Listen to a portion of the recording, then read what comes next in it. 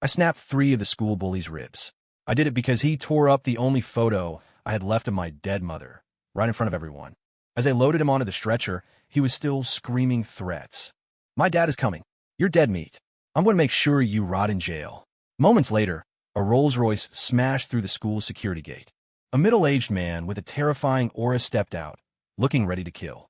He announced to anyone within earshot that he was going to break the hands of whoever hurt his son. That was, until he stormed into the office and saw me, covered in blood. I stared at the watch on his wrist. It was the startup capital my mother had given him years ago after selling every last heirloom she owned. "Dad," I smiled, though I knew it looked more like a grimace. "You're still wearing that watch." The crack of fracturing ribs had been sharp, cutting through the noise of the crowded hallway. Bryce Sterling's arrogant face twisted instantly, his agonized howls piercing everyone's eardrums. I let go of his collar, letting him drop like a sack of garbage. From his grasp, the shredded pieces of the photograph drifted down like broken butterflies. It was the only keepsake my mom had left me. The red haze in my vision threatened to take over completely. Every string of rationality in my mind had snapped. The screams and gasps around me felt like they were coming from another dimension. I couldn't hear them. I just stared at the debris on the floor. "Psycho. You absolute psycho." Bryce twitched on the floor, cursing between screams of pain. "My dad is here. You're dead. I'll make sure you spend the rest of your life in a cell." I ignored him. I bent down, my hands trembling, and began picking up the pieces one by one. The blood on my fingertips came from where I'd scraped my knuckles against the wall while smashing him. The blood mixed with the dust on the photo, blurring my mother's gentle smile. Soon, paramedics and teachers rushed in, turning the hallway into chaos. Bryce was hoisted onto a stretcher, still glaring at me with venomous eyes, still shouting threats. In the nurse's office, the air was suffocatingly still. The sharp scent of antiseptic burned my nose, mixing with the metallic tang of blood on my clothes. "Harper Vance, how could you be so vicious?" The dean of students was practically spitting in my face. "No matter what Bryce did, you can't put a student in the hospital. This is assault." My homeroom teacher looked heartbroken. "A girl, acting this violent? You're a disgrace to this school." Their accusations hit me like hammer blows, one after another, pounding against my frayed nerves. I didn't say a word. I kept my head down, my eyes fixed on the jagged scraps in my palm that would never fit back together perfectly. My world had shrunk down to these pieces. I didn't care about their blame, the suspension, or even if I went to jail. I only knew that my one connection to her was gone. I don't know how much time passed before a piercing engine roar cut through the air, getting closer. Then came a loud crash, as if a barrier had been violently breached. Screams erupted from the students outside the window. "Oh my God, a Rolls-Royce. It just rammed the school gate. It's Bryce's dad." The office door was thrown open. A middle-aged man in a bespoke suit stormed in, flanked by a group of bodyguards in black. He radiated a terrifying, violent energy. "This was Richard Sterling. Where's my son? Which blind idiot dared to touch my son?" His voice was booming and authoritative, carrying a pressure that brooked no argument. The dean immediately stepped forward, bowing and scraping. "Mr. Sterling, please calm down. Bryce has already been sent to the hospital. His life isn't in danger." "Isn't in danger?" Richard's eyes widened, murderous rage flaring. "I haven't touched a hair on that boy's head his entire life. And today, someone at school breaks his bones? I'm telling you now, I don't care who it is. I'm going to break their hands." His gaze swept the room like a hawk, finally landing on me. On my blood-streaked, bruised face, time seemed to freeze. The apocalyptic rage on Richard's face solidified instantly. His pupils contracted. Shock, disbelief, and a flicker of panic flashed across his well-maintained features. I was looking at him, too. Looking at that face, so familiar yet so strange. Looking at the Patek Philippe glinting on his wrist. I recognized that watch. My mother had sold all the jewelry my grandmother left her to scrape together the money for it. She called it his startup capital. She said a man making his way in the world needed a good watch to command respect. He had used that watch to command respect, sure, but he had never come back to look at us again. I twitched the corner of my mouth. A smile uglier than crying bloomed on my face. Blood and tears mixed together, tasting salty and bitter. "Dad," I whispered, my voice so raspy it didn't sound like mine. "You're still wearing that watch." Boom. Richard's face went white as a sheet. His body went rigid like a statue. The bodyguards behind him exchanged confused glances.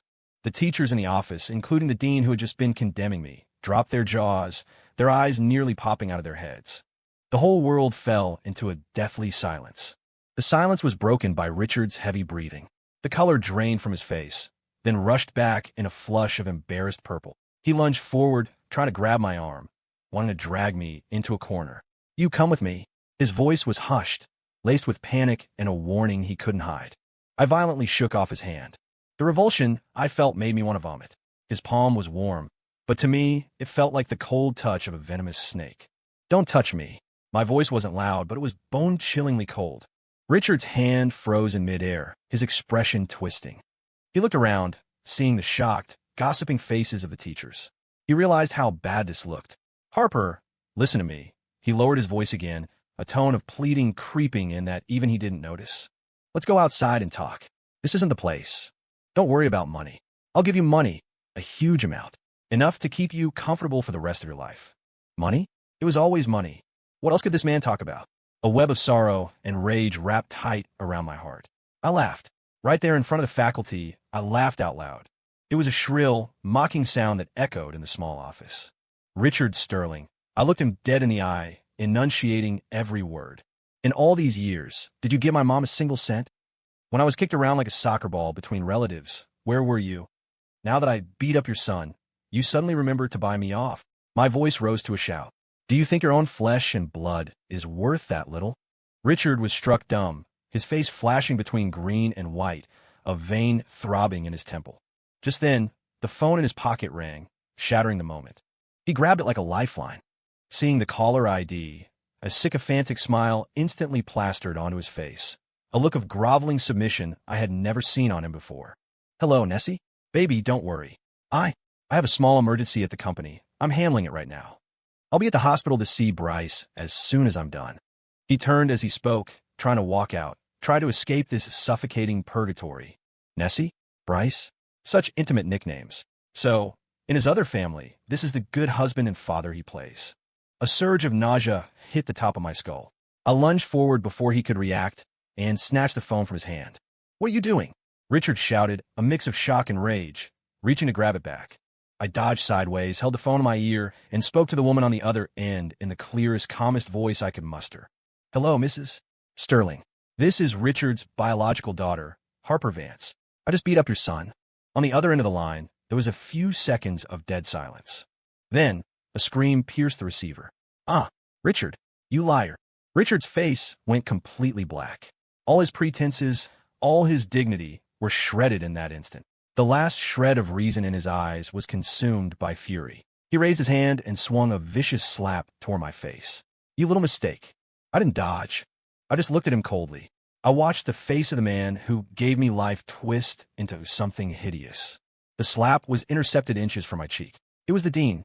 He was gripping Richard's wrist tightly, panic written all over his face. "Mr. Sterling, calm down. Calm down. Let's talk about this. You can't hit a student in school." Richard's hand trembled violently in the air, his chest heaving.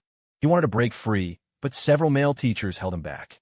He looked at me, and his eyes weren't looking at a daughter anymore. He was looking at an enemy who had destroyed his peace. I knew then that the last thin thread of blood connection between us had snapped completely. Less than 20 minutes later, another luxury car sped up and screeched to a halt below the office.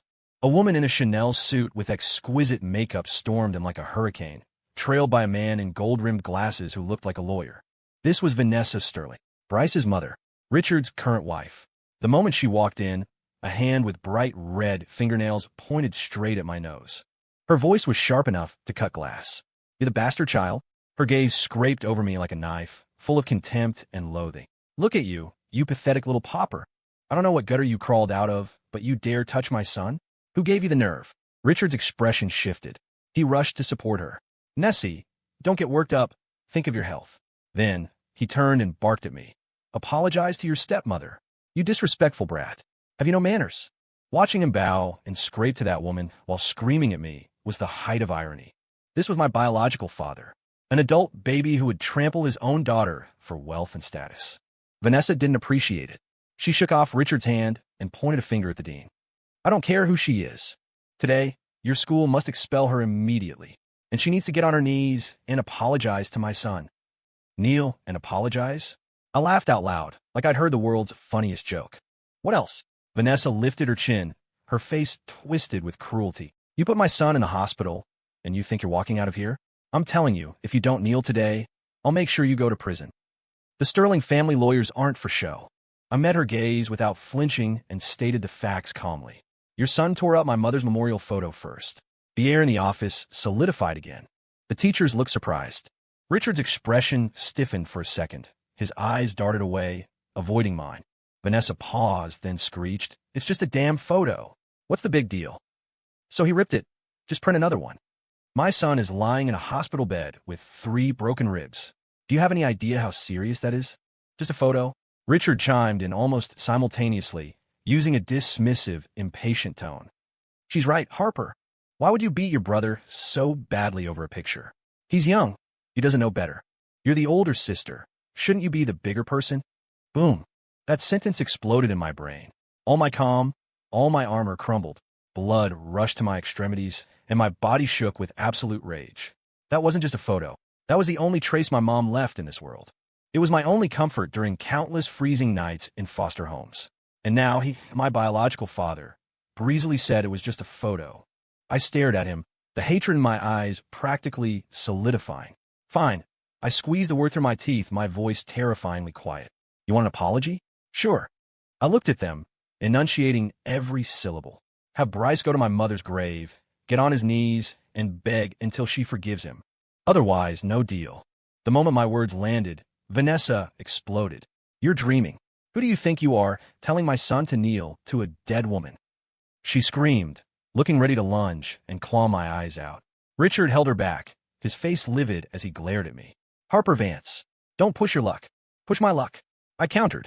My mother's memorial photo was shredded. You people are calling me a bastard to my face, and just because my brother is in the hospital, I'm the villain? Richard, is your heart located in your wallet? Negotiations had officially broken down. Vanessa's lawyer stepped forward, his voice robotic. Ms. Vance, given the severe bodily harm caused to the victim, we are officially notifying you that we will be pressing charges for assault and battery. We have the hospital reports and evidence ready. Expect a subpoena. His cold tone suggested my conviction was already a done deal. Richard tried to play the hypocritical peacemaker from the sidelines.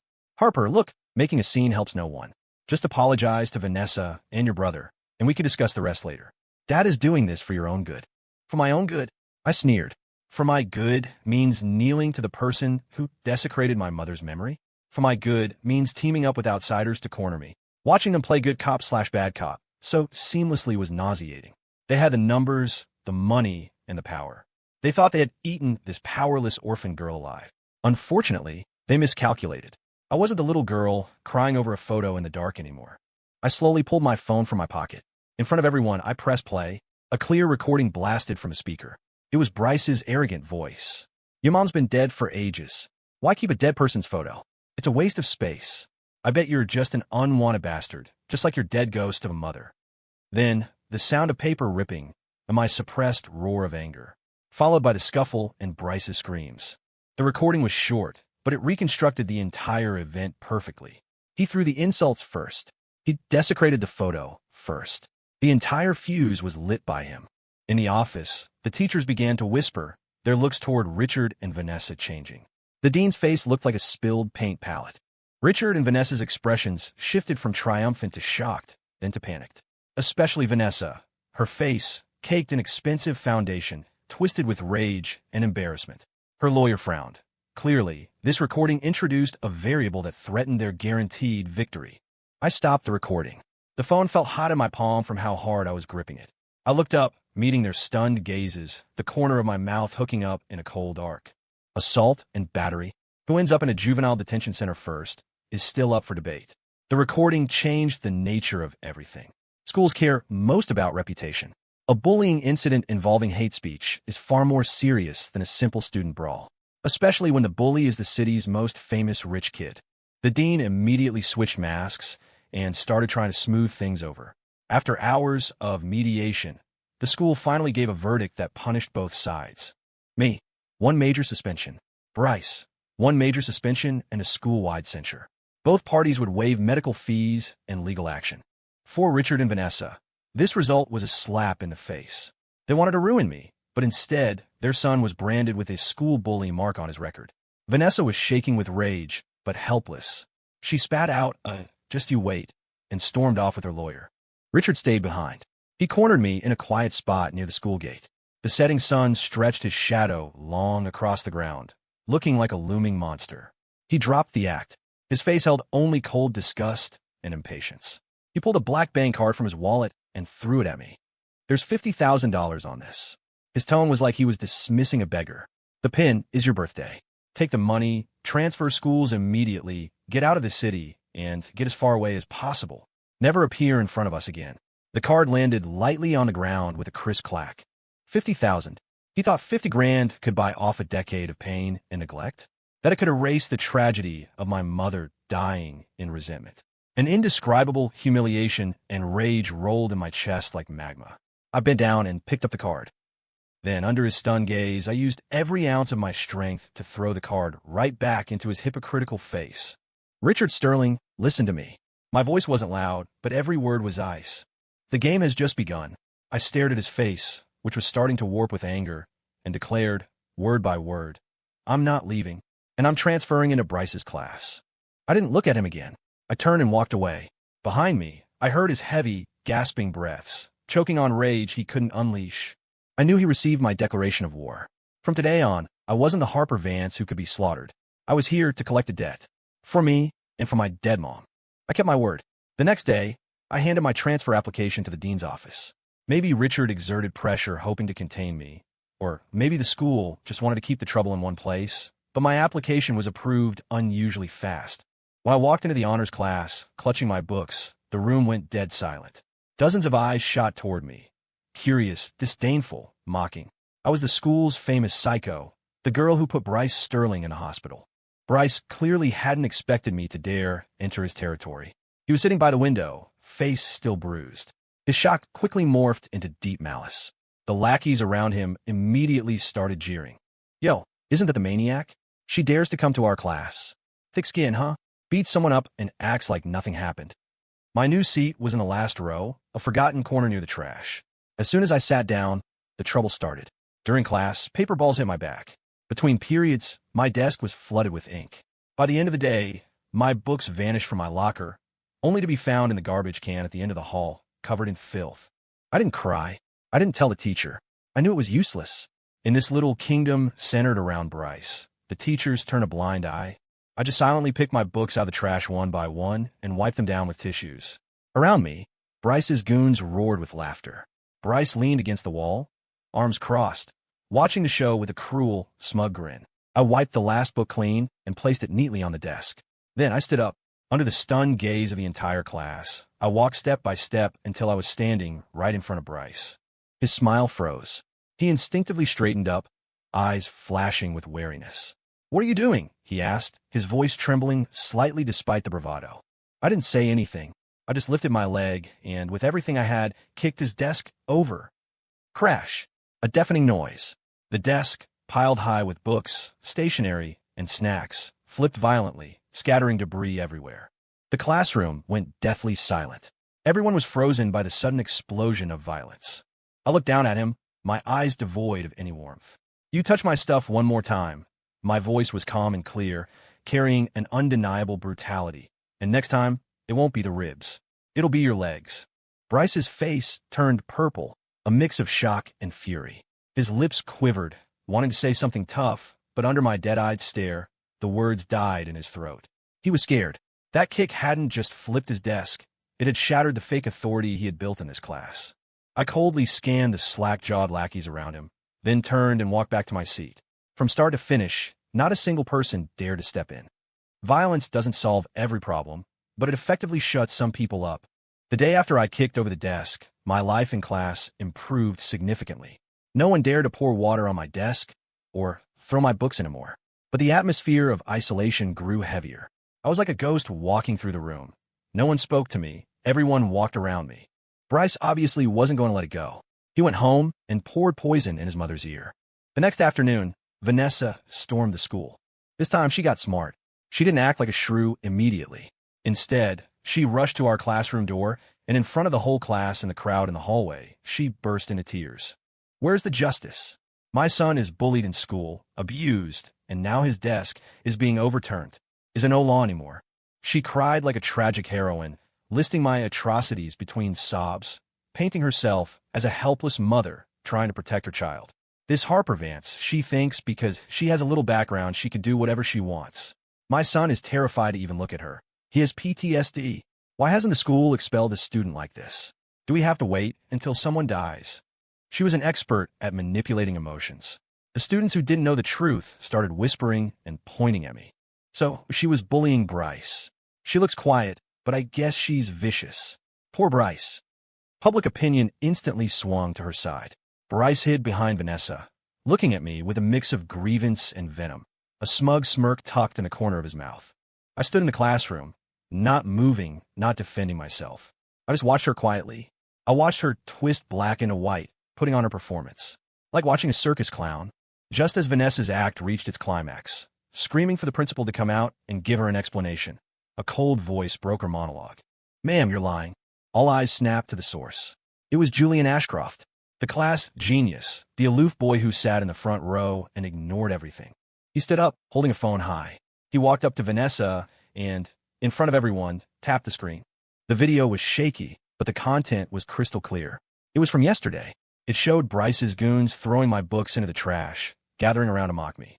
The end of the video was a close-up of me silently picking up my books and Bryce's gloating face. I accidentally filmed this yesterday. Julian's voice wasn't loud, but it carried clearly. I think the video makes it pretty clear who is bullying whom. The hallway erupted.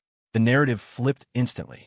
The students who had been pointing at me now looked at Vanessa and Bryce with complicated expressions.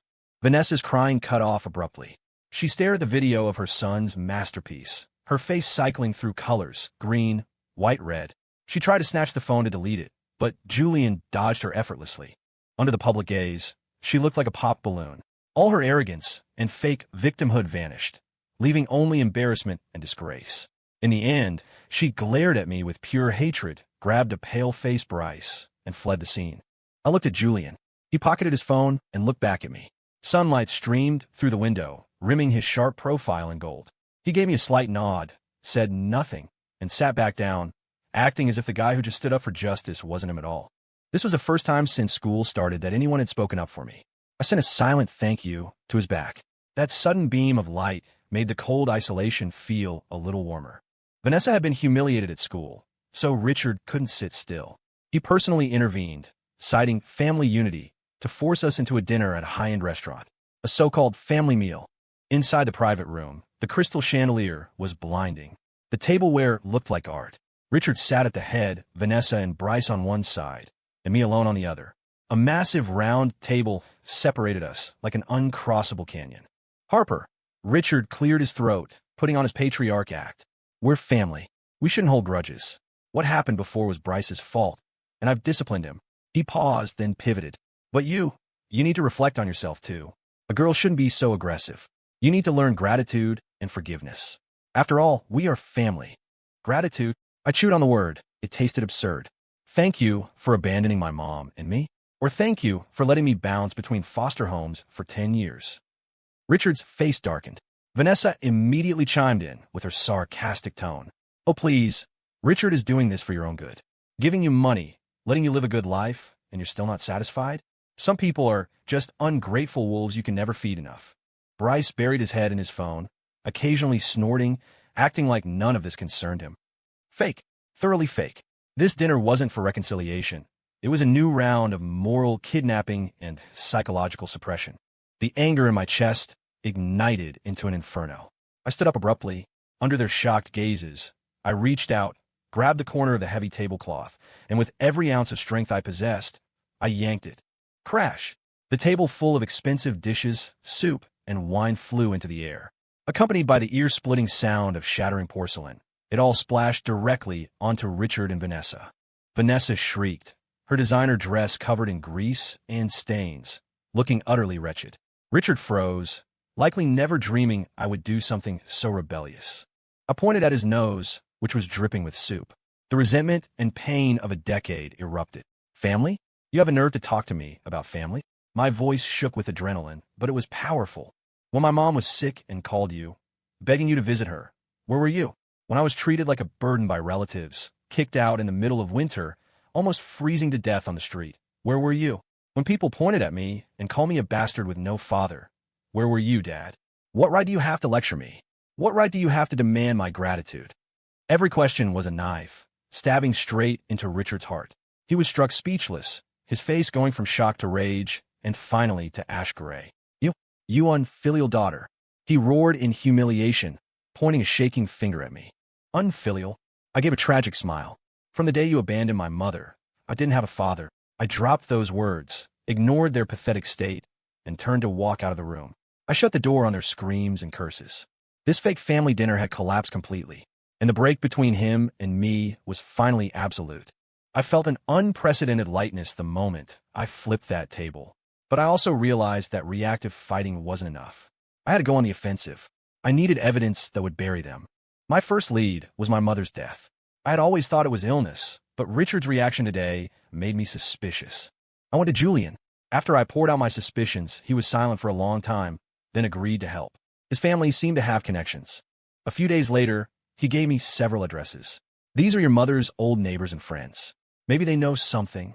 I tracked them down one by one. Many had moved or refused to talk.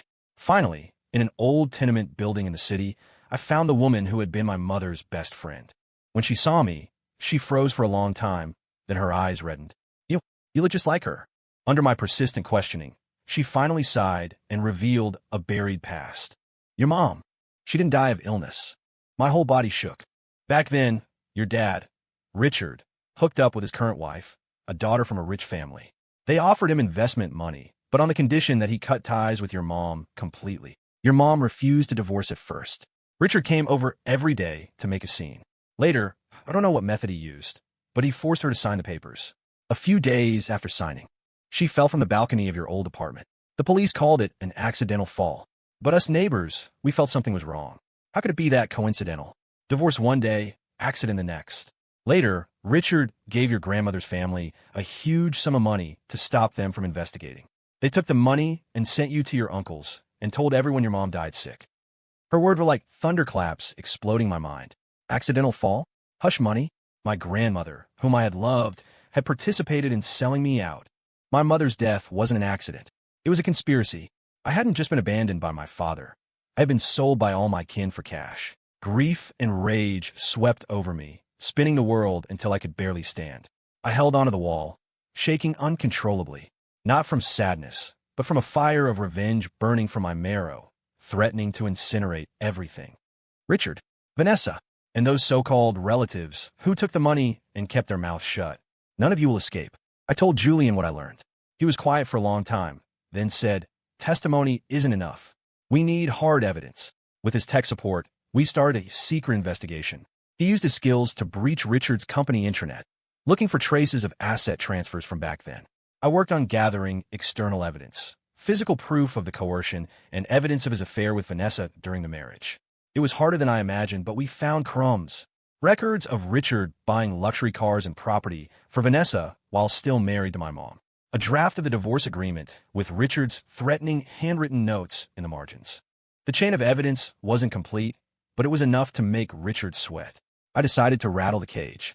During a chance encounter with Bryce, I casually mentioned that I held stuff that could ruin your dad and my lovely stepmother. Bryce was stupid, but not deaf. He ran home in a panic and told Vanessa. That kicked the hornet's nest. Vanessa panicked. 2 days later, on my way home from school, 2 strange men blocked me in an alley. Little girl, hand over what you have, and nobody gets hurt. The leader sounded nasty. I was ready. The moment they grabbed for my bag, I activated the panic alarm in my pocket and hit record on my phone. I didn't surrender. I used the debris in the alley to stall them. When I was pushed to the ground and my bag was snatched, the sound of sirens approached. Julian had called the police. The men realized the setup and ran, dropping the bag, but ran right into the arriving officers. I went to the station with the video of the assault and my bag, which contained no real evidence. That night, a video titled "Wealthy Matriarch Hires Thugs to Rob Stepdaughter," along with an anonymous tip, was sent to every tabloid that loved high society scandals. The next day, Sterling Corp's stock dipped. The storm of public opinion was brewing, and I had fired the first shot. Things spiraled faster than I expected. Rich family feud, evil stepmother bullying, the fraudulent rise of a social climber. The headlines went viral. Richard's company took a massive hit. Stocks plummeted for days. Partners pulled out. He was desperate. Finally, he asked to meet.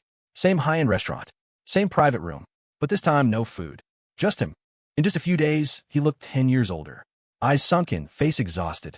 He looked at me with a complex mix of anger and unwillingness, but mostly defeated resignation. Say it. What do you want? His voice was hoarse. I don't want anything, I said calmly. I know I wronged you and your mother. He took a deep breath, lowering his posture in front of me for the first time. I was wrong about the past. I admit it. He slid a document across the table. This is a transfer agreement for 10% of the company's shares and a check for $2 million. As long as you stop, destroy the evidence, and never mention the past again, this is all yours. 10%. $2 million. For him, this was bleeding out. I looked at his hypocritical face, still trying to solve everything with money, and I laughed. It was a laugh of pure contempt and sorrow. Richard, do you still think I'm doing this for money? I stood up, walked over, and looked down at him. I don't want a penny. I want you to go to my mother's grave. I stared into his eyes, enunciating every word. I want you to tell her exactly how you met Vanessa, how you forced Mom to divorce, how she died, everything. I want you to confess it all, right in front of her. And then, get on your knees and beg. Richard's face turned iron gray, kneeling to a dead woman, airing his dirty laundry to the world. That was worse than killing him. It trampled on every ounce of dignity he had. Impossible. He practically roared. Is it? My smile turned icy. I turned toward the door, leaving him with one last sentence. Then tell it to the judge. I didn't give him another chance. I took everything Julian and I had gathered, the transfer records proving the affair, the coerced divorce draft, the video of Vanessa's hired thugs, the bank statement to the hush money paid to my grandmother, and compiled it into a massive expose. Then, with Julian's help, we posted it publicly via an untraceable overseas server. The article hit the internet like a nuclear bomb. Overnight, Richard's carefully crafted image of self-made success story and family man collapsed. Wife killer, fraud, black widow in a suit. The label stuck fast. His company's stock flatlined, heading for bankruptcy. Angry investors besieged his office building. To save themselves, Vanessa's family immediately cut ties, filed for divorce, and withdrew all capital. Abandoned by allies, reputation in tatters. He fell from the clouds straight into the mud. Finally, crushed by the public outcry and mental strain, Richard broke. On a rainy morning, he went alone to my mother's grave. No media, no audience. He took off his expensive suit, wore plain black clothes, and dropped to his knees. The rain soaked his hair and clothes, but he didn't move. He looked like a statue of penance. He knelt from dawn until late into the night. I didn't go closer. I stood in the distance, watching through the curtain of rain. I watched the man finally pay the price for his sins. Bryce became the school's biggest joke. His arrogance evaporated. He transferred schools shortly after and vanished. Vanessa divorced, taking what little assets remained. But because of her reputation as an accomplice to attempted robbery and bullying, she was shunned from her high society circles. The relatives who took the hush money were exposed and suffered the contempt of their neighbors. Everyone who had hurt us got what they deserved. Watching that kneeling figure in the distance, I didn't feel the thrill of revenge, just the calm of dust settling. I turned and walked out of the cemetery. The rain stopped, and a rainbow cut across the sky. I knew I had put a period at the end of the sentence for my mother and for the old me. From now on, I would take her love and walk into my own brand new life. Story complete.